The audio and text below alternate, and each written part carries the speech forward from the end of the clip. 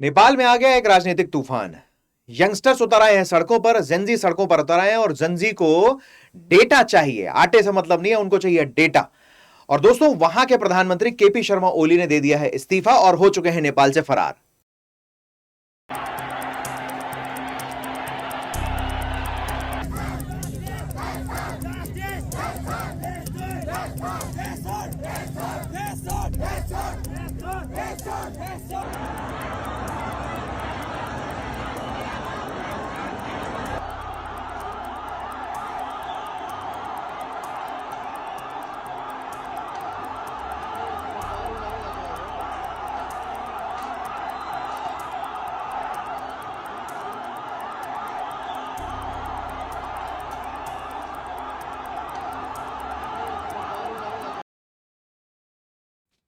देख लिया आपने ये वीडियो दोस्तों, किस प्रकार से नेपाल का यंगस्टर्स, जिसको हम सो कॉल्ड जेंजी कह रहे हैं। आपको बता दो, जेंजी मतलब जिनका एज ग्रुप अभी 23 साल से लगभग 26-27 साल के बीच में है।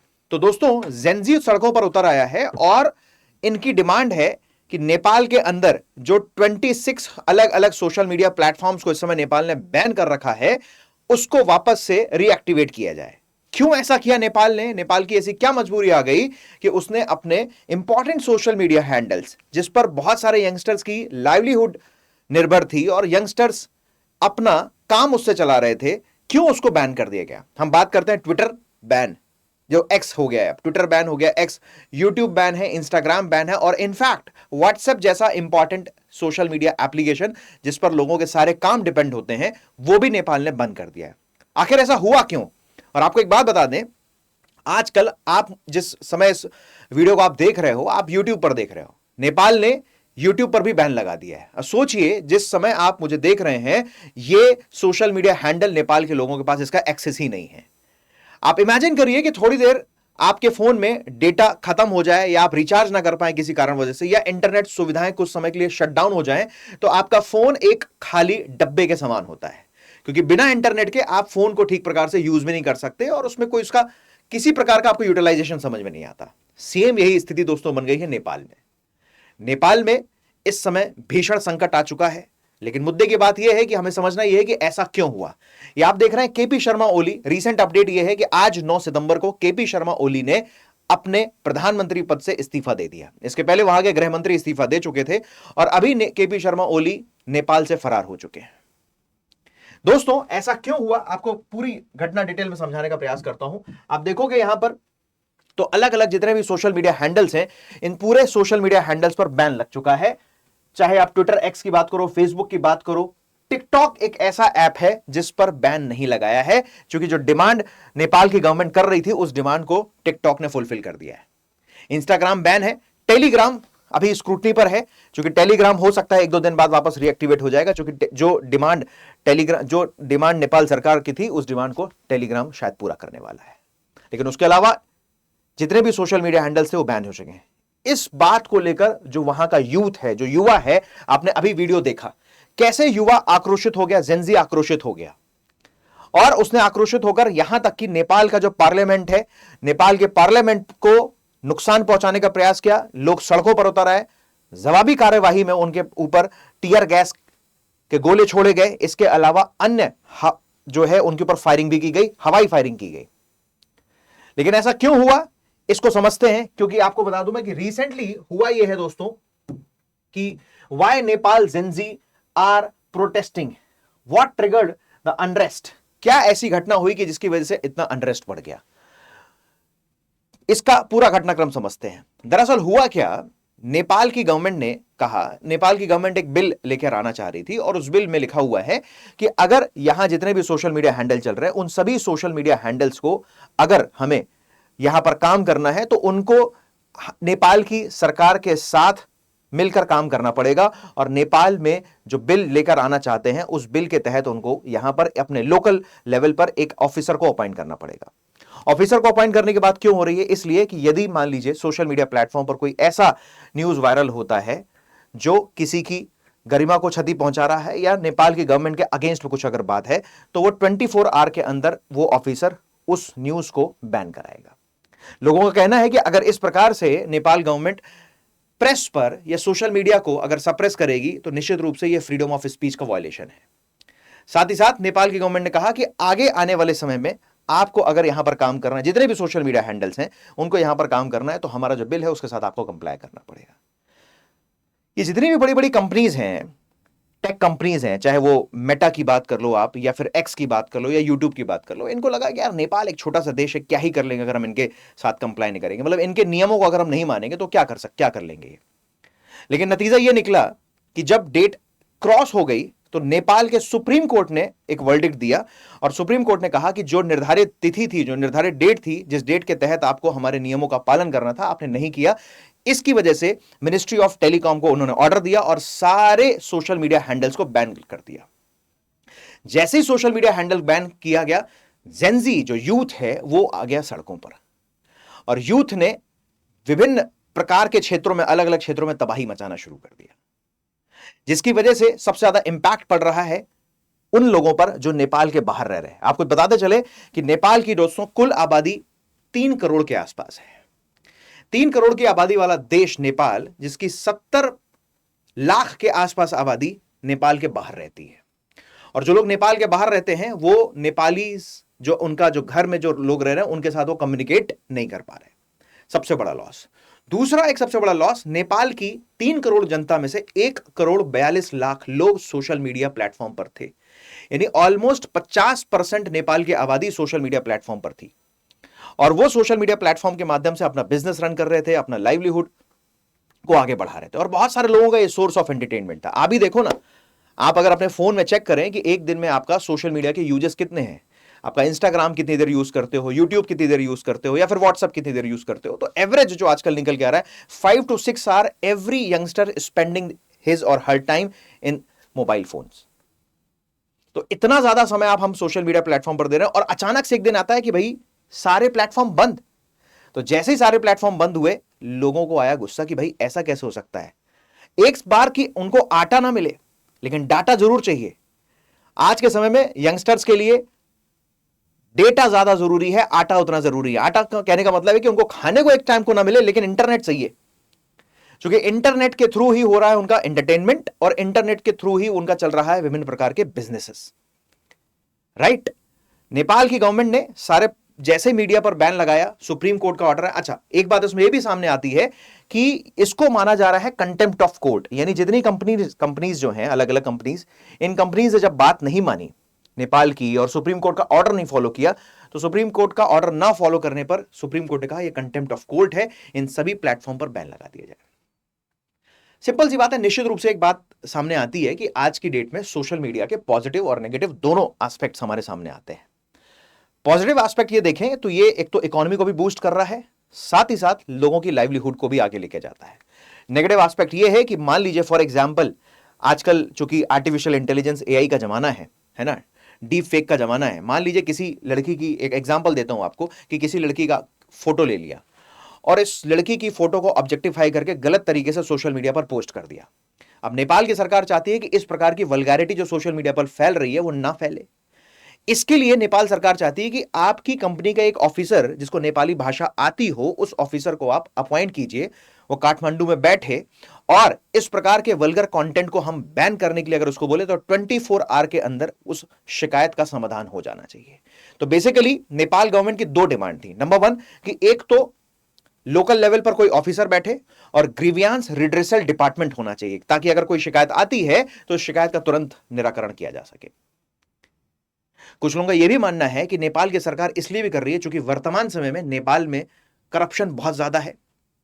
और आप देख रहे होंगे कि जो लोग अभी प्रोटेस्ट, जो मैंने आपको वीडियो दिखाया, इस प्रोटेस्ट वीडियो में आपको लोग प्लैकार्ड लिए हुए हैं जिसमें लिखा हुआ है कि say no to corruption and hashtag nepo babies. ये नेपो बेबीज क्या है? नेपो किड्स की बात हो रही है, यानी भाई भतीजावाद। हालांकि भाई भतीजावाद भारत में भी दिखता है, भारत की राजनीति में भी भाई भतीजावाद दिखता है, कि जहां पर एक पॉलिटिकल पार्टी के पिता, पहले ग्रैंडफादर, फादर और उनके फिर सन उसी पार्टी को आगे रन कर रहे हैं। नेपाल के लोगों का कहना है कि नेपाल में वर्तमान समय में 2024 के डेटा के हिसाब से बात करें तो 10% से ज्यादा बेरोजगारी दर है वहां पर। नेपाल की 25% से अधिक जनता गरीबी रेखा के नीचे जीवन यापन कर रही है। नेपाल में रोजगार के अवसर भी नहीं है। नेपाल की चौथा सबसे बड़ा जो सोर्स ऑफ इनकम है वो है टूरिज्म, और टूरिज्म बहुत हद तक प्रभावित है किससे? इन्फ्लुएंस्ड है सोशल मीडिया से। अगर आप सोशल मीडिया को ही बैन कर दोगे तो नेपाल की इकोनॉमी का जो सबसे बड़ा सोर्स है वही एकदम चौपट हो जाएगा। इसलिए लोग सड़कों पर उतर आ गए। लेकिन केपी शर्मा ओली ने इस्तीफा देने से पहले एक बयान दिया था कि अगर हम सोशल मीडिया प्लेटफॉर्म को बैन कर रहे हैं तो उससे अगर 2-4 लोगों का रोजगार चला जाता है, आजीविका चली जाती है, तो उससे हमें कोई फर्क नहीं पड़ता है। शर्मा जी के इस बयान का नतीजा यह निकला कि उनको आज की डेट में इस्तीफा देना पड़ गया।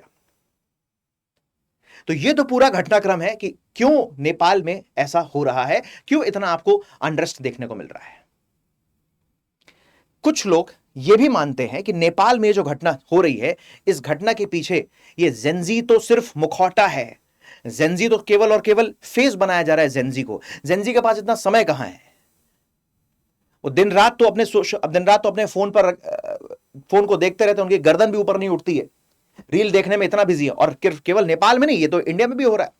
सोशल मीडिया प्लेटफॉर्म पर कितना भी आप हैशटैग करके काम करते रहो, लेकिन सड़कों पर उतरने की जब बात आती है तो वो इतना आसान नहीं है। तो कहीं ये अमेरिका की साजिश तो नहीं है? कहीं ये रिजीम चेंज करने की साजिश ये रिजीम चेंज ऑपरेशन तो नहीं है?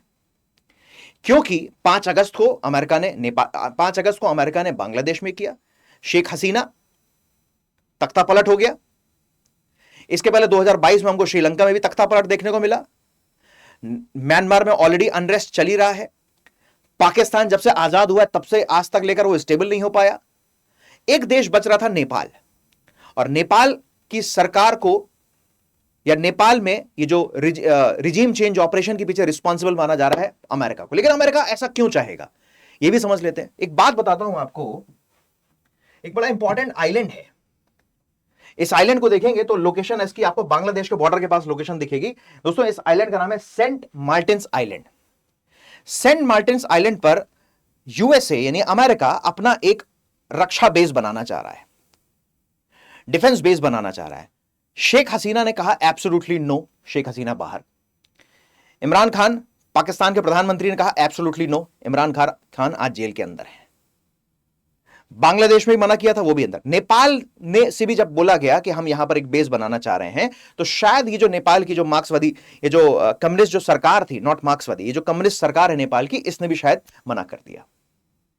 क्योंकि वर्तमान में ये जो ओली की जो सरकार थी, ये माना जा रहा है कि एक प्रकार से प्रॉक्सी गवर्नमेंट थी चाइना की। पीछे से काम कर रहा था चाइना, केवल फेस था ओली का। और चाइना कभी नहीं चाहेगा कि नेपाल के आसपास या इस रीजन में, साउथ एशिया रीजन में, अमेरिका का एक रक्षा बेस बन सके, एक डिफेंस बेस बन सके। और अमेरिका ने ये सब सिर्फ कयास लगाए जा रहे हैं, ठीक। और अमेरिका ने ओली को कर दिया सत्ता से बाहर। अब ओली को सत्ता से बाहर करने के लिए अमेरिका को चाहिए लोकल का सपोर्ट। आइए एक और फोटो दिखाता हूं आपको शायद और क्लैरिटी हो। दोस्तों, इस तस्वीर को शायद आप देख पा रहे हैं। यह तस्वीर है नेपाल के पूर्व राजा विक्रम शाह की, ज्ञानेन्द्र विक्रम शाह।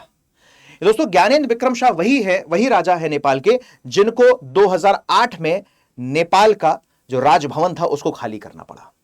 और आपको पता है कि नेपाल में डेमोक्रेसी आई 2008 में। उसके पहले नेपाल में चल रही थी मोनार्की। 2008 में नेपाल के ये जो राजा आपको दिख रहे हैं विक्रम शाह, इन विक्रम शाह को कर दिया गया तख्ता पलट और आ गई डेमोक्रेसी। इनको बाहर किया, उनको राजभवन छोड़ के जाना पड़ा। और अलग अलग पॉलिटिकल पार्टीज हैं नेपाल में, और उन अलग अलग पॉलिटिकल पार्टीज ने अपनी सरकार वहां पर बना ली। 2008 से लेकर 2025 तक लगभग इन 16-17 सालों में दोस्तों नेपाल में 13 अलग अलग लोग प्रधानमंत्री बन चुके हैं, यानी 13 नए प्रधानमंत्री आ चुके हैं। इसका मतलब यह निकला बमुश्किल एक प्रधानमंत्री हार्डली 1-1.5 साल से ज्यादा सत्ता पर नहीं टिका, जो स्पष्ट मैसेज है कि नेपाल में डेमोक्रेसी सस्टेन नहीं कर पा रही है। और कुछ लोग अब चाहते हैं कि अगर नेपाल में भूखमरी खत्म हो, नेपाल में गरीबी खत्म हो और नेपाल का ठीक प्रकार से बेहतर विकास हो सके, तो वो अपने राजा को वापस लेके आना चाह रहे हैं। अब ये वाकई में राजा को वापस लेकर आना चाह रहे हैं या अमेरिका की एक सोची समझी चाल है, ये तो क्वेश्चनेबल मसला है। आने वाले 2-3 दिन में सिचुएशन और क्लियर हो जाएगी कि बेसिकली नेपाल का फ्यूचर अब क्या होगा। क्या नेपाल में वापस डेमोक्रेसी आएगी या वापस नेपाल में मोनार्की आएगी? अलग अलग कयास लगा रहे हैं लोग, लेकिन ध्यान रखना है आपको इस बात को कि नेपाल हमेशा हमारा एक बहुत अच्छा सहयोगी था और है और रहेगा। आपको बता दूं, chief of army staff, Bharat का जो चीफ ऑफ आर्मी स्टाफ है वो नेपाल की आर्मी का honorary chief of army staff होता है, और नेपाल का जो चीफ ऑफ आर्मी स्टाफ है वो भारत की आर्मी का honorary chief of army staff होता है। दोस्तों, संबंध भारत और नेपाल कितने कमजोर नहीं है। नेपाल में पशुपतिनाथ भी है और नेपाल में सीता माता का घर भी है। तो नेपाल के साथ तो हमारा मतलब, नेपाल आपको जाना है तो पासपोर्ट की भी जरूरत नहीं है, नेपालियों को भारत में आना है तो उनको पासपोर्ट की जरूरत नहीं है। बहुत सारे नेपाली भारत में आकर काम कर रहे हैं, भारत के बहुत सारे लोग नेपाल जाते हैं और उनकी टूरिज्म से उनकी इकोनॉमी चल रही है। तो समय है नेपाल को साथ देने का। लेकिन इसमें एक बात यहां पर बहुत विशेष रूप से ध्यान रखनी है कि वर्तमान समय में हमें नेपाल में इस बात का ध्यान रखना पड़ेगा कि किसी भी प्रकार से नेपाल की जो भूमि है चाइना और अमेरिका जैसे देशों का प्लेग्राउंड नहीं बनना चाहिए या उनका टेस्टिंग ग्राउंड नहीं बनना चाहिए। क्योंकि पड़ोसी देशों में भारत की अगर हम बात करें तो भारत की एक लंबी सीमा है नेपाल के साथ, लगभग 1750 किलोमीटर की सीमा हम नेपाल के साथ साझा करते हैं। और अगर नेपाल हमारा पड़ोसी देश, अगर उसके साथ अगर नेपाल में अनरेस्ट होगा, बांग्लादेश में ऑलरेडी अनरेस्ट है, म्यांमार में ऑलरेडी तख्ता पलट हो चुका है, पाकिस्तान के संबंध हमारे साथ अच्छे हैं नहीं, चाइना के साथ हमारी बनती नहीं है, तो अगर नेपाल में भी इस प्रकार से अनरेस्ट क्रिएट हो गया तो दोस्तों आगे आने वाले समय में भारत के लिए बॉर्डर सिक्योरिटी का खतरा बहुत बढ़ जाएगा। तो अगर भारत को अपनी बॉर्डर सिक्योरिटी के खतरे को रोकना है और भारत चाहता है कि अब हमारा जो पड़ोसी देश है वो सुरक्षित रहे, तो निश्चित रूप से इंडिया को बहुत स्ट्रेटेजिकली काम करना पड़ेगा। दोस्तों, ये इंफॉर्मेशन मैंने आप लोगों को इसलिए दी चूंकि पिछले 3-4 दिनों से यह घटनाक्रम चल रहा है कि क्यों नेपाल में इतनी क्यों आगजनी हो रही है, नेपाल का यूथ क्यों भड़का हुआ है। ध्यान रखिएगा, बहुत सारे लोग ऐसा सोच रहे हैं कि इसके पीछे केवल और केवल सोशल मीडिया बैन एक रिस्पॉन्सिबल रीजन है।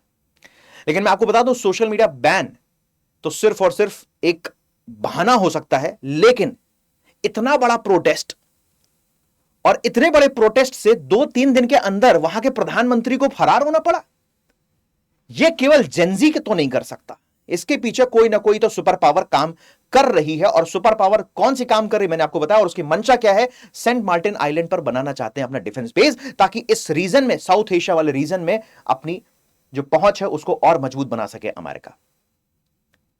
अमेरिका ने बांग्लादेश के साथ ऐसा करना चाहा, बांग्लादेश की सरकार ने मना कर दिया, बाहर। इमरान खान से चाहा, मना कर दिया, बाहर। श्रीलंका में करना चाहा, मना कर दिया, बाहर। सब देशों के राष्ट्राध्यक्ष बाहर हो पाए, लेकिन भारत में इतना करना आसान नहीं। भारत 140 करोड़ लोगों की आबादी का देश है। हालांकि इस डीप स्टेट ने समय समय पर भारत ने भी यह करने की कोशिश की है, चाहे वो किसानों का प्रोटेस्ट हो उसके माध्यम से, या फिर कोई और अन्य, चाहे वो शाहीन बाग पर होने वाला प्रोटेस्ट हो या कोई अन्य तरीका हो। आगे आने वाले समय में देखने की इस बात की जरूरत है कि नेपाल में आगे क्या होता है, कि वाकई में मोनार्की आती है वहां पर या फिर डेमोक्रेसी ही प्रिवेल होती है। तो दोस्तों, मैं उम्मीद करता हूं ये जो मैंने इंफॉर्मेशन दी है आपके लिए हेल्पफुल रही होगी। अगर आप मेरे सोशल मीडिया हैंडल से कनेक्ट होना चाहते हैं, टेलीग्राम से और इंस्टाग्राम से आप कनेक्ट हो, अब देखिए मैं कितनी आसानी से बोल रहा हूं, मेरे सोशल मीडिया हैंडल से। नेपालियों का इस समय नेपाल में कोई सोशल मीडिया काम ही नहीं कर रहा है। आप तो फिर भी वीडियो देख पा रहे हैं, उनको वीडियो देखने के लिए वीपीएन का यूज करना पड़ रहा होगा, और बहुत सारे वीपीएन यूज करने के समय, वीपीएन जब यूज करते हैं तो उसमें खतरे भी बहुत सारे होते हैं। ऑल्दो ये बात भी सही है कि चाइना में भी बहुत सारे सोशल मीडिया हैंडल्स काम नहीं कर रहे हैं जो यूएस के हैं, चाहे वो एक्स की बात हो, चाहे वो यूट्यूब की बात। लेकिन चाइना ने अपना सिस्टम इतना स्ट्रांग बना रखा है कि वहां का जो उनका जो इंडिजीनियस सोशल मीडिया प्लेटफॉर्म है, उनसे लोगों का काम चल रहा है। पर नेपाल तो छोटा सा देश है, उसके पास कहां इतना पावर है कि 3 करोड़ की आबादी वाला देश है, और उस 3 करोड़ की आबादी वाले देश के पास इतनी कैपेसिटी नहीं है कि वो अपने सोशल मीडिया प्लेटफॉर्म्स को इंडिजीनियसली बिल्डअप कर सके। अभी तो वो स्ट्रगल कर रहा है, गरीबी है, भूखमरी है, बहुत सारी समस्याएं हैं। So thank you so much दोस्तों, टेलीग्राम चैनल से कनेक्ट हुए ताकि आपको मेरे और भी अन्य वीडियोस एंड अदर इस तरीके के वीडियोस आपको देखने का मौका मिले, और साथ ही साथ जो मैं कंटेंट पढ़ाता हूं वो भी आप देख सकें। Thank you so much, God bless you, take care.